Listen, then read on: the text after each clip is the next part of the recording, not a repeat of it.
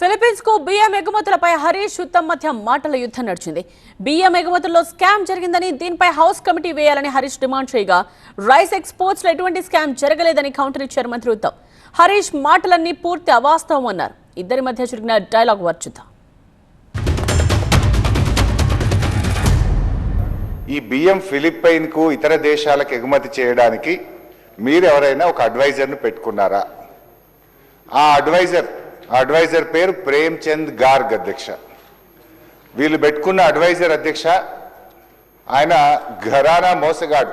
వీళ్ళు ఎంఓయూ చేసుకున్నది 10 లక్షల మెట్రిక్ టన్నులు పంపడానికి ఎంఓయూ చేసుకున్నారు. నాఫెడ్ అనే కేంద్ర ప్రభుత్వ సంస్థ మేము మీకు కాకినాడ పోర్టుకు బియ్యం రాగానే మీకు వెంటనే డబ్బులు చెల్లిస్తాం, మాకు అవకాశం ఇవ్వండి అంటే కేంద్ర ప్రభుత్వ సంస్థకి ఇవ్వకుండా ఒక ప్రైవేట్ సంస్థకు ఎందుకు ఇచ్చారు? గౌరవ సభ్యులు హరీష్ రావు గారు చేసింది పూర్తిగా నిరాధారమైన ఆరోపణలు, కంప్లీట్లీ ఫాల్స్. ఇటువంటి ఆరోపణలు హౌస్లో చేయొద్దని చెప్పి నేను రిక్వెస్ట్ చేస్తున్నా.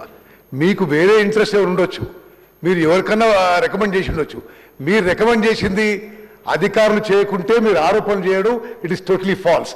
మీరు ఈ విషయంలో నేను ఆ విషయాలు ఇక్కడ మాట్లాడుకోవాలి, కానీ మీరు ఒక రికమెండ్ చేసి అది యాక్సెప్ట్ చేయకుంటే ఇది స్కాన్ చేసేటప్పుడు ఇది టోటలీ నాన్ సెన్స్.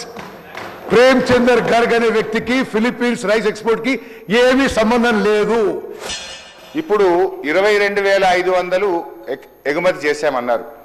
మరొక 7,500 మెట్రిక్ టన్నులు ఒక సంవత్సరం నుంచి కాకినాడ పోర్టులో పడి ఉన్నాయి. మరి ఆ కాకినాడ పోర్టులో ఏడాది నుంచి బియ్యం ఉంటాయి అధ్యక్ష, ముక్కిపోతాయి, పురుగులు పట్టిపోయినాయి. ఆ 7,500 మెట్రిక్ టన్నులు కాకినాడ పోర్టులో ఉంటే అక్కడ మనం ఇప్పుడు ఆ గోడౌన్ ఛార్జెస్ ఎవరు కట్టాలి? రాష్ట్ర ప్రభుత్వం కట్టాలి. వీళ్ళ అగ్రిమెంట్ కూడా తప్పు ఉన్నది. The government of Telangana has signed an agreement with the government of Philippines. Yes, the memorandum of understanding is for 8 to 10 lakh metric tons.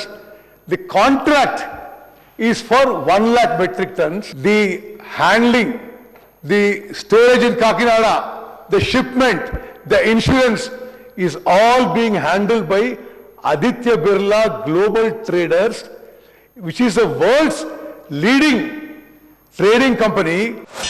మంత్రి గారు అధ్యక్ష హెలికాప్టర్లో పోయింది అధ్యక్ష కాకినాడకు. ఇదేదో పెద్ద పని చేస్తున్నాం, వేల కోట్ల రూపాయలు సివిల్ సప్లైస్ కార్పొరేషన్ కు ఆదాయం వస్తుంది, గత ప్రభుత్వానికి తెలివే లేదు, మేము చాలా గొప్ప ఘనకార్యం చేస్తున్నాం అని చెప్పి చాలా పెద్ద పెద్ద మాటలు చెప్పారు అధ్యక్ష మంత్రి గారు. వాస్తవంగా జరిగింది దీని వెనుక పెద్ద స్కామ్ జరిగింది, రాష్ట్ర ప్రభుత్వానికి నష్టం జరిగింది. మీరు నాఫెడ్కి ఇవ్వండి, మీరు ఇంకోటి ఇవ్వండి అని మీరు పైరవీ చేసి అది యాక్సెప్ట్ చేయకుంటే స్కామ్ ఉంటే ఎట్లా? It is not right. You have your self sent a person to Civil Supplies Commission and said, give it to NAFED or with so and so as a middleman. There are no middlemen. దీంట్లో దేవి స్కామ్కి ఆస్కారం లేదు. అదేవిధంగా helicopter తీయడం ఏముందా? నేను యుద్ధ విమానం మీద 3,000 గంటలు ఫ్లై చేసిన భారతదేశానికి. మీకు హెలికాప్టర్ పెద్ద ఉండొచ్చు. We flew much more advanced fighter aircraft for India.